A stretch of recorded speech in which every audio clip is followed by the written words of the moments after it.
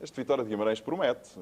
O Inácio tem este discurso, vamos lá ver como é que isto vai ser, etc. Jogo a jogo, o Marinho Pérez já está aqui a rir. Promete muito, sem surpresa absolutamente nenhuma. Belíssima equipa este ano.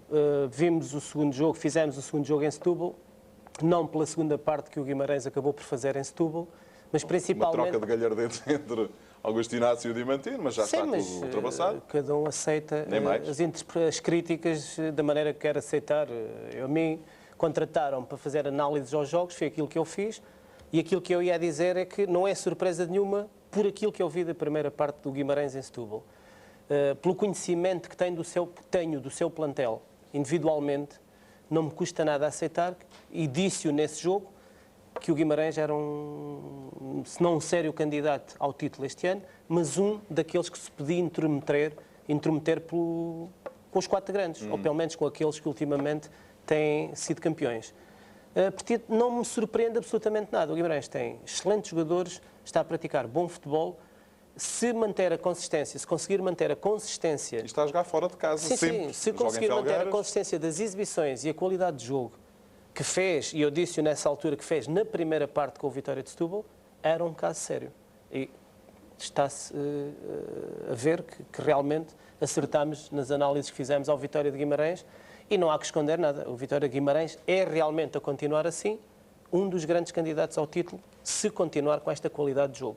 Tanto faz ter muita ou pouca massa associativa, muito ou pouco impacto nos média em relação aos grandes, ninguém lhes vai tirar as boas exibições, ninguém lhes vai tirar os grandes golos que estão a marcar, e a continuar assim vai ser realmente um sério candidato. Se bem me lembro, Bilro, você já foi uma das vítimas deste Vitória de Guimarães.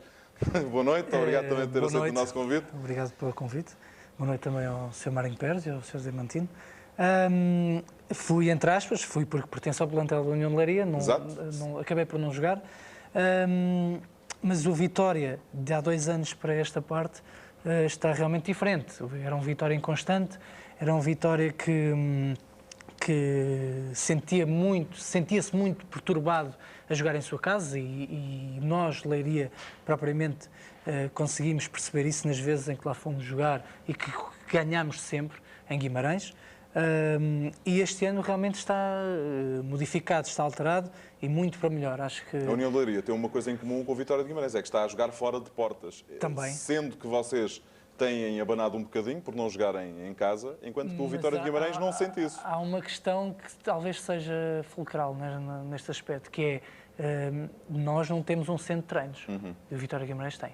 E nós temos que andar todas as semanas a percorrer quilómetros na área periférica de Leiria para poder ter condições de trabalho, para poder ter as mínimas condições de trabalho e relevados para podermos trabalhar o necessário para chegarmos ao domingo e conseguirmos os esquemas táticos que são pretendidos pelo Sr. Manuel Cajuda.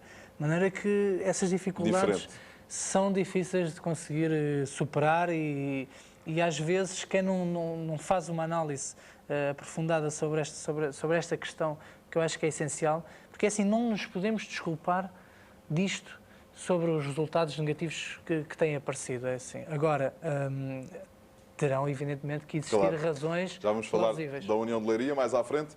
Marinho, obrigado também por ter aceito. Marinho já é um velho nosso conhecido, é sempre um prazer recebê-lo nesta casa, na Sport TV.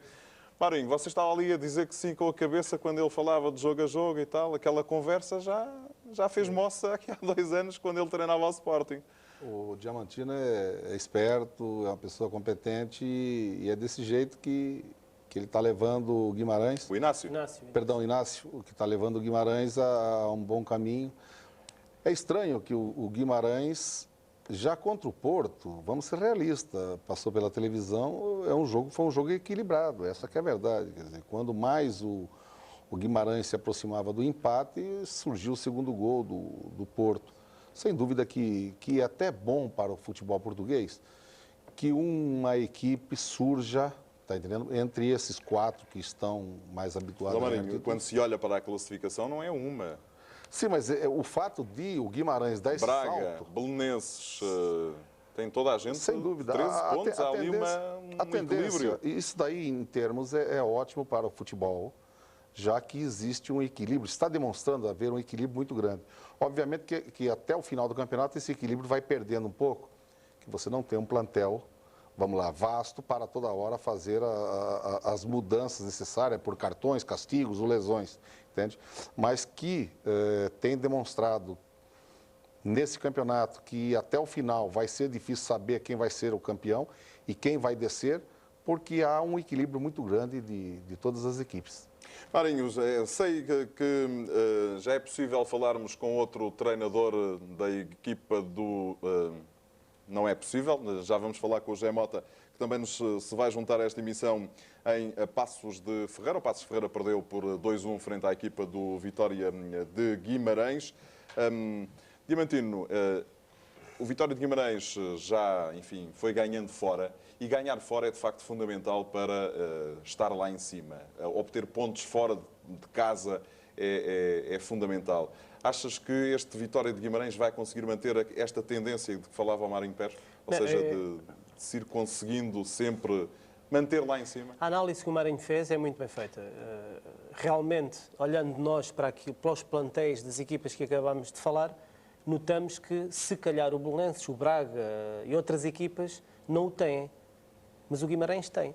O Guimarães tem um plantel, não de 11, 12 ou 13, mas tem um plantel muito homogéneo, de grande qualidade, que lhe permite fazer aquilo que o Marinho acabou de dizer. Castigos, lesões, baixas de forma.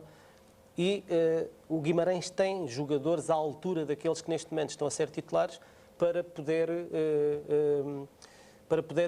rodar esses jogadores. De maneira que é aquilo que já disse e continuo a dizer, juntando tudo isto, associando todas estas vertentes, o Guimarães é realmente, a manter-se assim, um sério candidato. Poderá não ser o grande candidato, mas de certeza que vai fazer um belíssimo campeonato e é capaz de causar alguma surpresa. Em Paços de Ferreira já está disponível, perdoou. Um abraço e obrigado por ter vindo a esta emissão da Sport TV. Do segunda parte, o tempo de satélite está mesmo a acabar. Este tempo de satélite que nos liga a Paços de Ferreira. Boa sorte então para o próximo jogo da equipa do Paços de Ferreira. José Mota, então, o técnico da equipa do Paços de Ferreira, também em direto nesta emissão a partir de Paços de Ferreira. A equipa perdeu por 2-1 com a Vitória de Guimarães. Mesmo assim, está num bom lugar, no 8º lugar, com 10 pontos. Avanço nesta emissão, agora ao regresso de João Pinto ao Sporting e à Superliga. Cumprido o castigo aplicado pela FIFA, o internacional português voltou a jogar e, como é hábito, voltou a ser determinante para a vitória dos Leões. A segunda parte viu à lupa a atuação do camisa 25 e chegou a estas conclusões.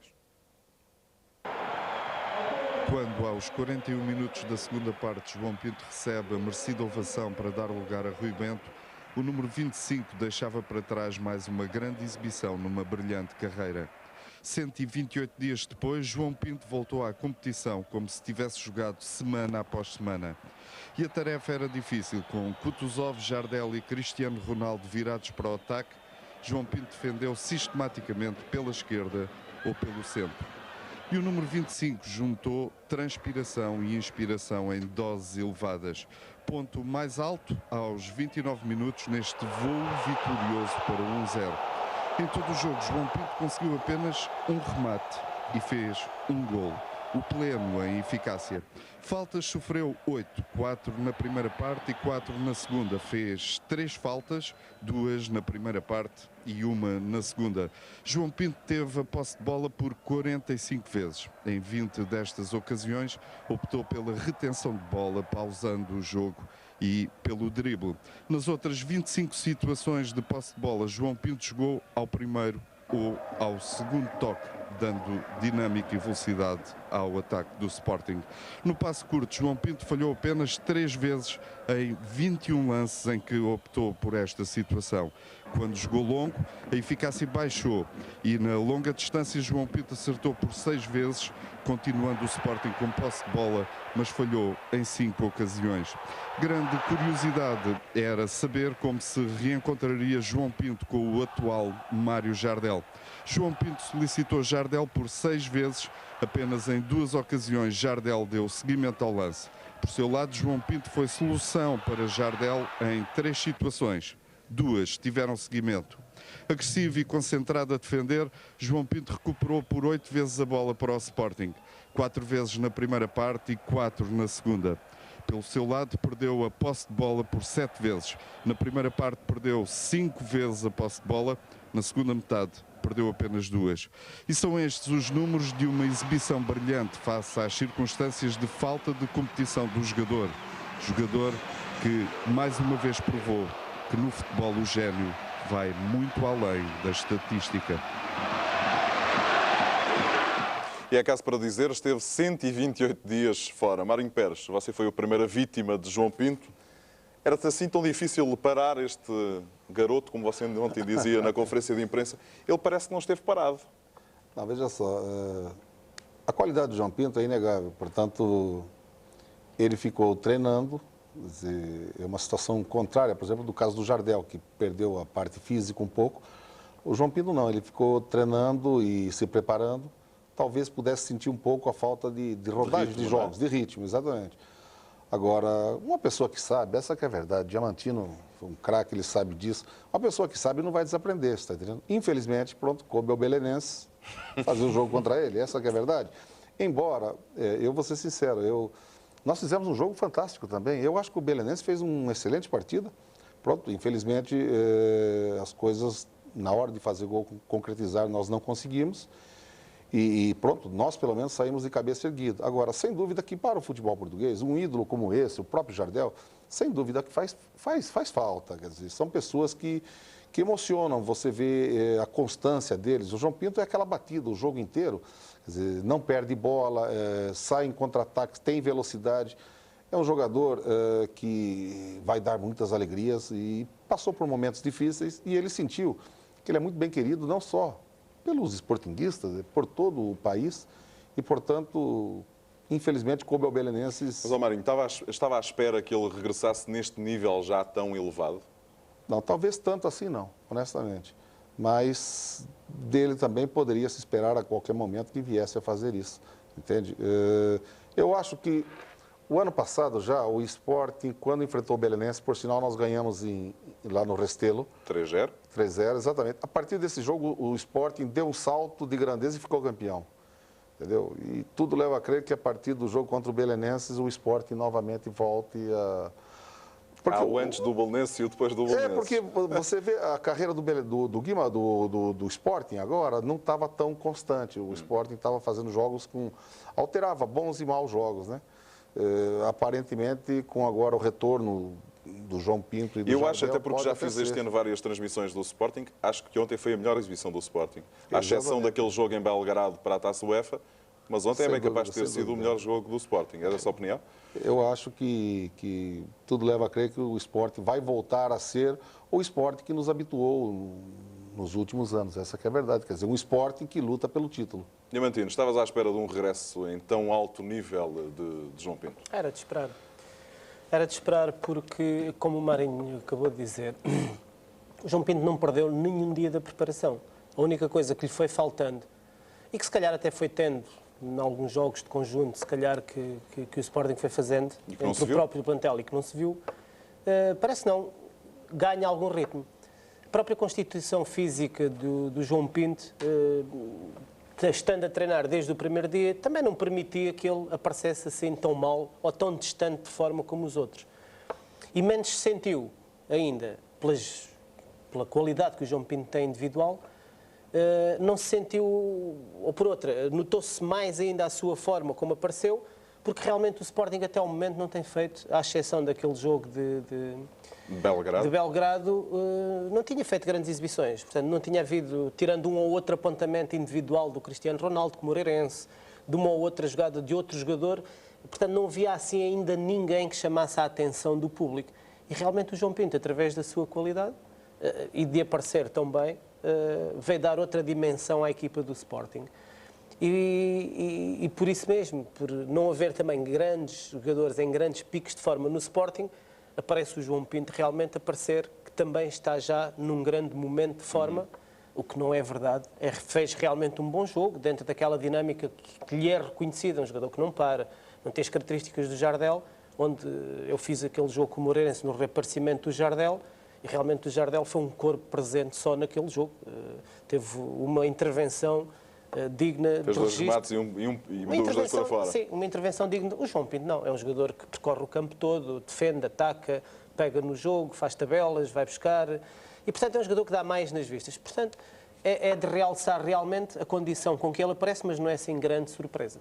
Olha, vamos fazer uma pausa neste assunto, João Vieira Pinto. Vamos avançar para outro exterior, porque há necessidade em termos também de satélite. Os satélites andam nesta vida, os órgãos sociais da Federação Portuguesa de Futebol, com este sonho de Gilberto Madail. A ver, vai ser possível de cumprir. Retoma então os caminhos da Superliga, 7ª jornada. Estávamos a falar de João Vieira Pinto, o regresso do craque. Ele ontem em Alvalade entrou mudo e saiu calado. O regresso de João Pinto fica marcado pelo golo e pelo silêncio a que o próprio se remeteu. Sobre o regresso dele, muitos falaram e elogios não faltaram ao grande artista de Alvalade.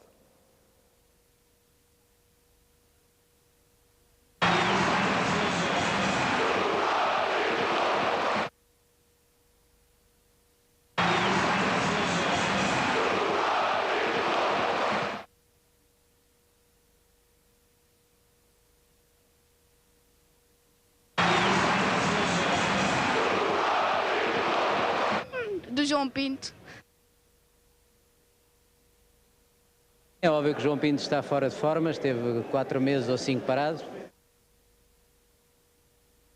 O João Pinto é um dos melhores jogadores desta geração e espero que hoje as condições físicas dele e do Jardel permitam um grande espetáculo. Fico muito satisfeito por ver o João Pinto voltar a poder jogar depois do castigo que lhe foi imposto.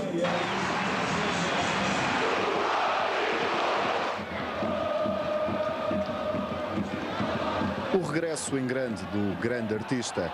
Aos 29 minutos, a primeira palavra da noite. Golo. 4 meses depois do castigo, João Pinto interrompeu o silêncio, colocando no horizonte a bola na baliza de Marco Aurélio. Antes, durante e depois do jogo, nenhuma palavra saiu-lhe da boca, mas dos seus pés fluiu-lhe um discurso a roçar o mágico. Dos adversários vieram os elogios. Agora, o João Pinto, eu acredito que ele não vai deixar tão cedo de jogar bem futebol. Né? Então, impossível que ele deixe vai desaprender. Sobre o número 25, os leões rugem a uma só voz. Todos os brasileiros e mais uma, é o princípio da normalidade. Pela primeira vez o Sporting pode praticamente contar com todo o seu plantel. João Pinto faz um jogo boa. Eu gosto muito,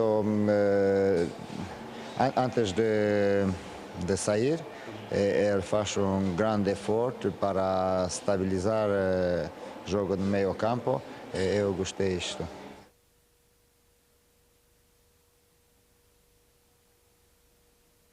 O João é um grande jogador, toda a gente sabe, e é claro que ele é uma mais-valia no Sporting em qualquer equipa, e ainda bem que ele regressou aos relevados, porque são jogadores como ele que ajudam a trazer essas multidões aos estádios.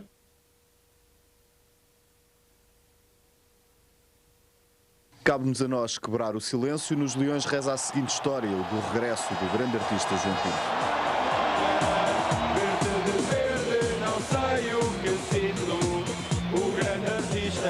João Pinto.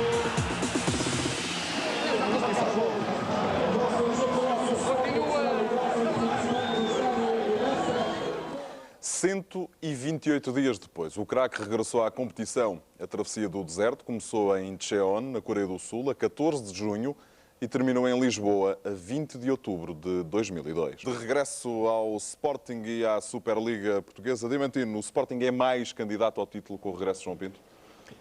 Fica mais forte, nitidamente mais forte. Aquilo que já temos visto do Sporting, eu já tive a ocasião de fazer 2 jogos do Sporting. Por aquilo que me apercebi deste jogo agora com o Belenenses, o Sporting melhorou muito, até pelo adversário que tinha pela sua frente. Portanto, dos jogos que eu vi, foi aquele em que teve o grau de dificuldade maior e o Sporting conseguiu ultrapassar isso. Como o Marinho disse, uma boa exibição do Belenenses também, daí mais mérito ainda a dar àquilo que o Sporting fez. E não está dissociado a isto tudo a entrada de João Pinto, já que o Jardel ainda não foi desta vez que se viu. Portanto, o João Pinto é realmente a alma mater deste Sporting. É um jogador que vem dar uma qualidade substancial a esta equipa, vem torná-la mais confiante e acontecendo ainda por cima aquilo que aconteceu, ser ele a marcar, a abrir o caminho para a vitória, depois de todo este interregno e depois de toda a gente, quase de certeza do Sporting, estar à espera que fosse realmente ele a dar aquele impulso que faltava, ele confirmou e, portanto, daí o Sporting ficar, na minha opinião, muito mais perto de poder acompanhar aqueles que lutam pelo título. Bill, você foi formado nas escolas do Sporting, conhece bem o Sporting. Acha também que o Sporting está mais forte com o regresso do João Pinto? É mais candidato ao título? O Sporting é sempre candidato ao título? Sempre. Sem dúvida, é assim. O João é uma referência não só para o futebol português, mas fundamentalmente para o Sporting, neste momento. E tanto o João como o Jardel são, sem dúvida, fatores de motivação psicológica para o próprio plantel do Sporting. E como o Mr. Marinho Pérez disse, o Sporting até então ainda não se tinha encontrado, e a partir do momento em que Jardel e João Pinto começam a jogar, o Sporting transfigura-se e começa a surgir um Sporting à imagem daquele que foi campeão nacional. Portanto, só por isso se consegue perceber que o João e o Jardel acabam, pela sua presença, entre aspas, intimidar um pouco o próprio adversário. E depois é evidente que os seus fatores técnicos e táticos postos em campo acabam por desequilibrar e fundamentalmente o João ontem, eu não tive a oportunidade de ver o jogo, mas o golo só por si acaba por ser excelente. É um golo a João Pinto, aquela desmarcação fabulosa, que é uma perfeição técnica excelente. O Jardel ainda não apareceu, mas o João já surgiu no primeiro jogo e logo no primeiro jogo fez o golo, portanto, logo por aí se percebe que é fundamental o Sporting ter o João Pinto e o Jardel no plantel. Marinho, você já o disse que há um Sporting antes do Belenenses e depois do Belenenses. Acredita que o Jardel também ele vai, enfim, à medida que vai jogando mais, vai readquirindo a forma e que por via disso e por via do Sporting ter um Cristiano Ronaldo em grande forma, ontem para mim foi o melhor jogador em campo, não sei se é a sua opinião, mas começa a ter cada vez mais trunfos para atacar o título. Veja só, o Jardel também é semelhante ao João Pinto, quer dizer, características diferentes.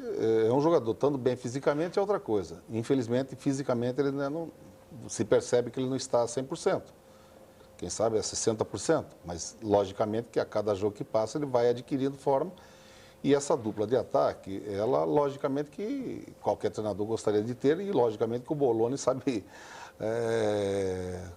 tê-los e colocar da melhor maneira. Você citou um jogador, eu fiquei impressionado ontem, esse menino Cristiano, entende? Um menino jovem, 17 anos, ele fez jogadas em cima de jogadores meus que dificilmente são batidos, tá entendendo? Então, o Orestes, que é se calhar sabe o que marcar você está a pensar. Bem, exato. Não, estou citando em geral. E é até bonito você ver isso, você está entendendo? Porque é um jogador que está surgindo agora e mostrou não só uma parte física e habilidade tremenda, quer dizer, aquilo que ele fez com o Moreirense, poderia passar, pronto, foi um jogo mais ou menos sem querer, mas não, ele tem pormenores de um jogador talentoso e pronto, é outro aí que surge para o futebol português. E honestamente, quer dizer, são detalhes que impressionou quem foi no estádio e viu e aqueles que estavam mais próximos, detalhes de alta velocidade, quer dizer, não é aquele jogador que dá um drible e fica esperando, não, ele sai, é impressionante, eu digo para você, Bilro, que talvez vai ter que marcar, fica esperto, não deixa a bola chegar antes dele, antes de chegar tome, porque ele é atrevido, ele parte para cima e sai em tremenda velocidade. Ora, aqui está, um dos mais da semana, então, claramente o regresso de João Pinto à competição. O sinal menos desta jornada vai para o setor mais recuado do Gil Vicente, guarda-redes incluído. A equipa de Barcelos, que ocupa o penúltimo lugar da Superliga, voltou a meter água que se fartou na deslocação à Póvoa de Varzim e por isso mesmo perdeu por 3-0.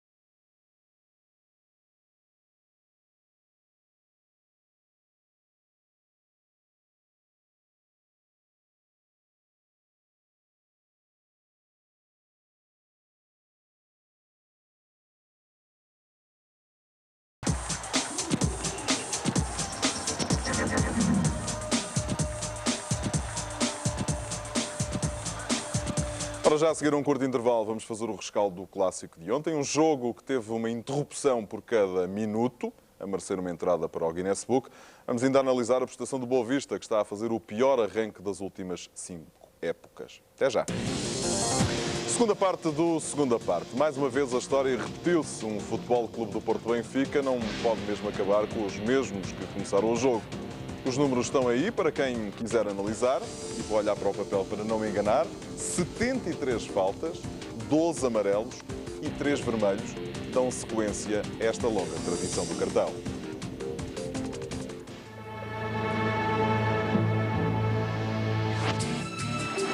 €46.800 espectadores no Estádio das Antas, €500 mil nos cofres do Dragão.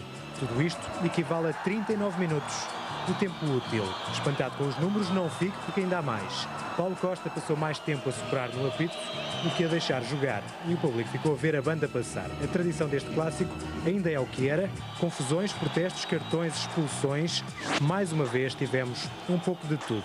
As coisas nem começaram mal porque o primeiro cartão só surgiu aos 13 minutos. Petit foi o primeiro réu da lei da indisciplina, depois passava os tais minutos vestidos em 2 cores. 12 amarelos no total, 3 vermelhos no total. Estes são sempre os que mais marcas deixam e deixaram de deixar a sua marca no jogo. Jorge Costa aos 38 minutos, já tinha visto outra cor aos 23.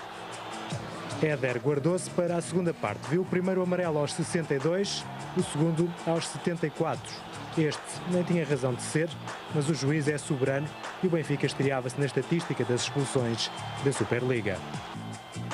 O Porto, por seu lado, já leva 4, mas ainda não chegava a tudo isto. Faltavam as palavras de Miguel. E destas, o árbitro não gostou. Poucos segundos bastaram para ver 2 tons de amarelo transformado em vermelho. E pelas imagens, se outra cor houvesse, Miguel também a tinha visto. Contas finais, 73 faltas, nem todas existiram, como já vimos, mas foram assinaladas. O trono ao Benfica, 45 pertenceram ao Clube da Luz. Tiago foi rei com 7 infrações.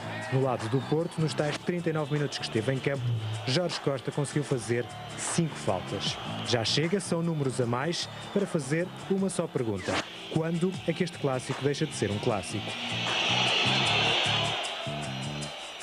Mas há mais. Jorge Costa pode ser castigado pela Comissão de Disciplina da Liga de Clubes se for feito o visionamento das imagens que provam uma agressão a Simão Sabrosa. Tudo aconteceu aos 38 minutos, à altura em que o capitão portista foi expulso por acumulação de amarelos. Ora, as imagens são esclarecedoras, imagens exclusivas da Sport TV. Primeiro Costinha, depois Jorge Costa agridem o jogador do Benfica quando se encontrava tombado no chão.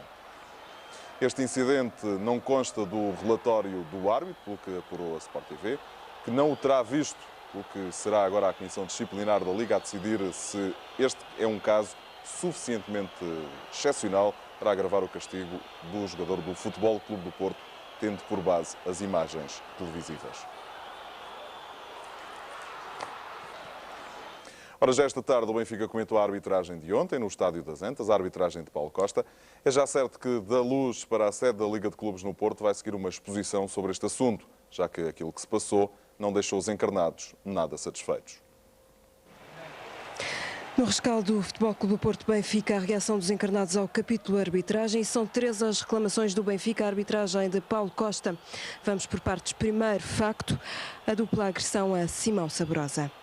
Justamente no lance que provoca a amostragem do segundo cartão amarelo ao jogador Jorge Costa, do Futebol Clube do Porto, gerou-se um sururu. Simão Sabrosa está deitado e é agredido primeiro por Costinha, depois por Jorge Costa.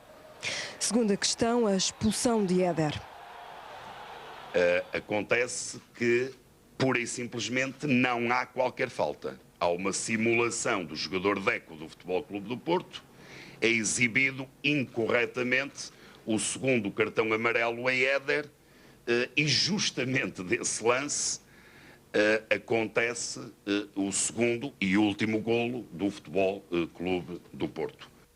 Relativamente a estas duas matérias, o Departamento de Futebol do clube e o gabinete jurídico que lhe dá apoio estão a estudá-las e a preparar exposições à Comissão Disciplinar da Liga. E ainda um terceiro ponto, o número de faltas assinaladas contra o Benfica. Foram assinaladas contra o Benfica, no dia de ontem, 45 faltas. Eu repito, 45 faltas em 73. Ora, nos 6 jogos antecedentes, e no Sport Lisboa e Benfica, o treinador é o mesmo, os jogadores são os mesmos. Digamos que o dispositivo tático é o mesmo. Repito, nos 6 jogos anteriores foram assinaladas 95 faltas. Ou seja, no jogo de ontem, o Benfica cometeu 50% praticamente das faltas relativamente às 6 partidas anteriores. Contas feitas, o Benfica prepara agora um documento a enviar para a Comissão Disciplinar da Liga. Diamantino, isto é uma inevitabilidade, um jogo entre um clássico do futebol português entre Porto e Benfica, ter tantos problemas, ter tantas faltas, ter tantas interrupções e apenas 39 minutos de tempo útil de jogo. Não, Paulo, é uma inevitabilidade. Aqui em Portugal é que acontece. Aqueles os mais apaixonados é que dizem um derby, um clássico sem isto não é clássico. Só que isto passa um pouco... Exagero. Isto é um exagero. Isto passa um pouco as regras até da boa educação. Mas é que os jogadores não estão preparados para estes embates? Não, Paulo, é fruto daquilo também que se vai passando durante as semanas que antecedem os jogos. Mas esta semana nem houve sequer comentários por parte dos intervenientes diretos. Não foi preciso. Viu-se que andava no ar através de suposições das coisas que se iam sabendo para perceber que este ia ser um jogo quente. Agora, é pena que as coisas aconteçam assim, porque tanto o Porto como o Benfica têm excelentes praticantes. E o que toda a gente estava à espera, não só aqueles 40 mil que estavam no estádio, mas os centenas de milhares em frente aos ecrãs da televisão, estavam à espera, eu não sei se é dizer de um bom jogo da Superliga, se um bom jogo de campeonato. Eu quase que me apetece dizer, estavam à espera de um bom jogo de campeonato. Ou de um bom jogo, ponto final. Sim, porque este jogo de Superliga tem pouco. Ainda por cima, 2 das equipas com mais responsabilidades para fazerem uma divulgação boa e bonita daquilo que é o futebol. E têm praticantes para isso. É pena aquilo que aconteceu, os números dizem, em termos, eu refiro-me só única e exclusivamente à parte técnico-tática do jogo. Nem mais, é o que eu quero discutir, não quero discutir mais nada. Porque a parte disciplinar é para os entendidos. E aí parece-me, e corroborando um pouco as palavras do João Ferreira e de quase das pessoas em geral, que foi uma vitória justa por aquilo que o Porto principalmente fez na segunda parte, visto que na primeira parte foi um jogo equilibradíssimo, o Benfica entrou muito forte, se calhar surpreendeu um pouco o Porto, e depois também não sabemos aquilo que foi dito ao intervalo. A mim o que me surpreendeu foi depois o Benfica na segunda parte, entrando na segunda parte com um jogador a mais. O próprio João Ferreira não consegue explicar isso. Deixar um pouco não, foi muito. O Porto assumir o jogo da maneira que assumiu com 10 jogadores. Nós sabemos que por vezes é difícil jogar mais contra 10 do que contra 11. E o Benfica até contra 11 até foi melhor que o Porto. Só que é estranho, o Benfica tinha mais ou menos o jogo controlado na primeira parte. Depois da expulsão de Jorge Costa, poderia ainda reafirmar mais o seu posicionamento em campo. Mas não, foi o Porto que assumiu o jogo. Foi o Porto que assumiu, teve uma atitude muito, muito corajosa. E não só corajosa, portanto, viu-se que era uma equipa, continua a ser uma equipa organizada, não se desorganizou, não defendeu atrás, pressionou o Benfica no seu meio campo, tomou as rédeas do jogo e daí a vitória poder-se considerar justa, porque realmente o Porto foi a melhor equipa, foi aquela que mais fez por isso. Belo, deixe-me insistir nisto. É uma inevitabilidade um jogo entre 2 das grandes equipas do futebol português acabar com estes números verdadeiramente pornográficos, passo a expressão. 73 faltas, quando a FIFA indica que 25 já é o limite. Olha, eu acho que houve virilidade em excesso, em demasia. Mas se calhar há aqui outra questão que eu estava a pensar e que se calhar hoje poderíamos estar a comentar, que hoje não se fala sobre a questão em demasia da arbitragem, fala-se se calhar na forma como as duas equipas jogaram e os jogadores entraram em campo de uma forma rude e extremamente agressiva uns perante os outros, e se calhar se o árbitro tem sido extremamente rigoroso e tem aplicado as leis... Isto não acabava, se calhar. Se calhar ficava 7 contra 7 ou 8 contra 8 e hoje estávamos a dizer que tinham sido mal expulsos e que o árbitro é que teria sido o culpado e a justificação da derrota teria sido o árbitro que não agiu em conformidade com as leis. Ou seja, os jogadores, em sua opinião, também não ajudaram nada, não é? É evidente que é assim e cada vez mais, acima de tudo, há que saber respeitar as pessoas que vão aos estádios de futebol e que pagam o seu bilhete para presenciar um bom espetáculo de futebol, porque provavelmente são estas situações que vão cada vez mais afastando as pessoas dos estádios. E é isso que nós temos que perceber, que é assim, as pessoas, a paixão clubística que existe e que é extremamente exacerbada em termos dos grandes. E nós percebemos que o Benfica tem uma massa humana muito grande atrás de si, o Futebol Clube do Porto, o próprio Sporting, mas não podemos cair em excessos e exageros de sermos facciosos.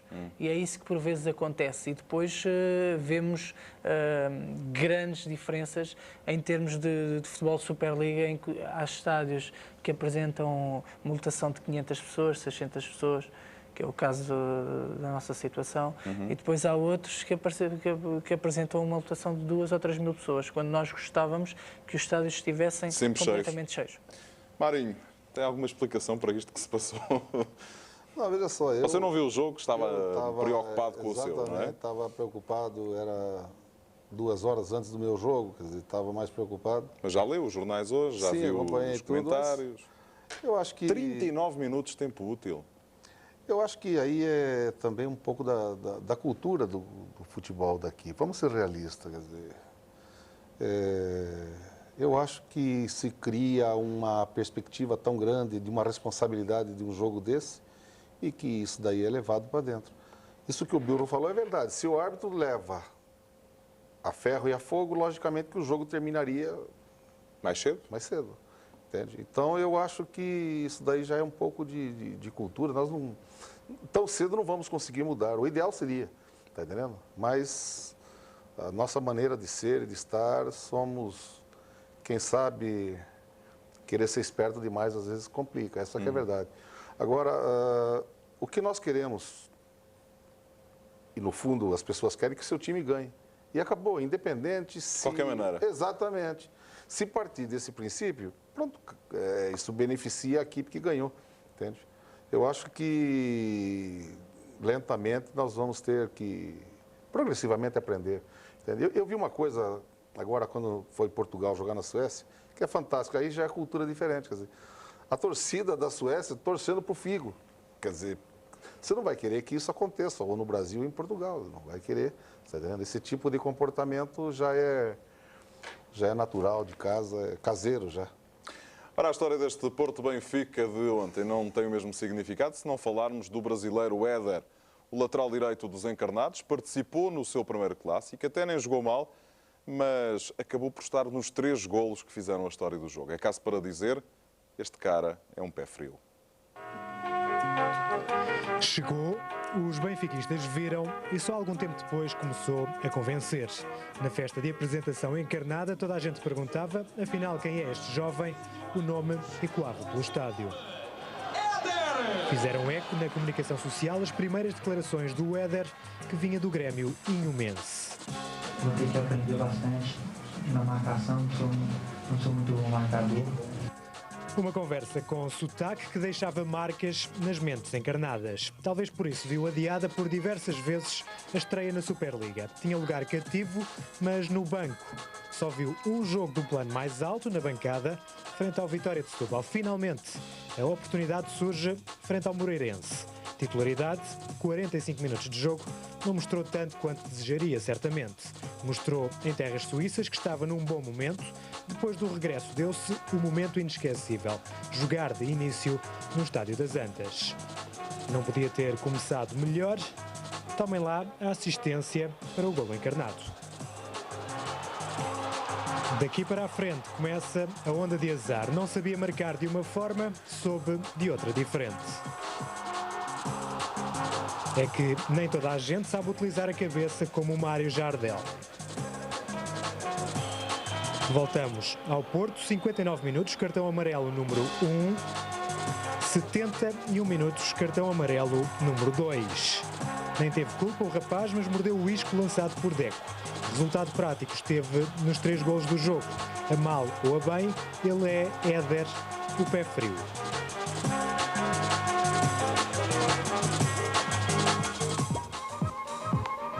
O cartão da bola é espetacular.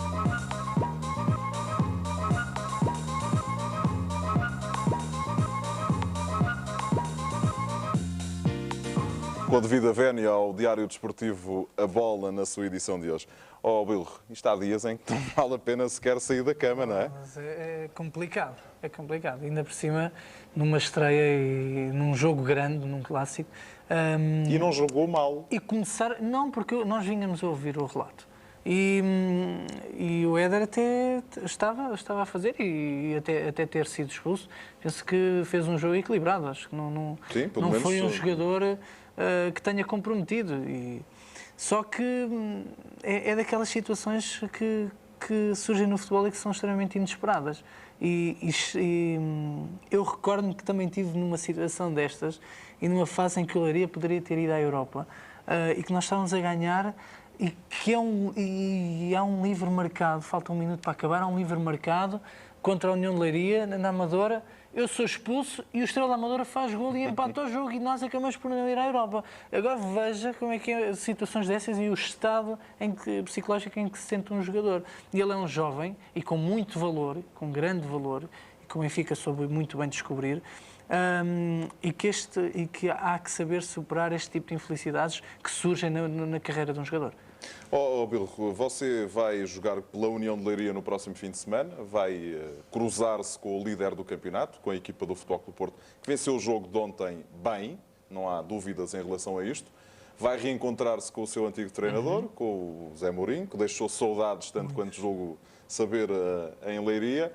Como é que vai ser esse jogo? Como é que vocês vão parar esta máquina do Futebol Clube do Porto? Até porque nós, o ano passado, defrontámos já Zé Mourinho no Futebol Clube do Porto e empatámos. Não, as amizades nós deixamos-las à parte quando entramos dentro do campo. Amigos amigos? Sempre, isso é sempre. E com todas as pessoas. Acho que o respeito é fundamental e é importante que surja e que esteja sempre presente. Agora, cada um vai torcer para o seu lado e é óbvio que nós, mesmo na posição delicada em que nos encontramos, vamos, sem sombra de dúvidas, querer vencer e ganhar este Futebol Clube do Porto, que está muito moralizado, que está na frente, que é líder, incontestável. E que tem lá gente que você conhece bem, para além de Zé Mourinho, não é? Gente com uma qualidade Valente, extraordinária.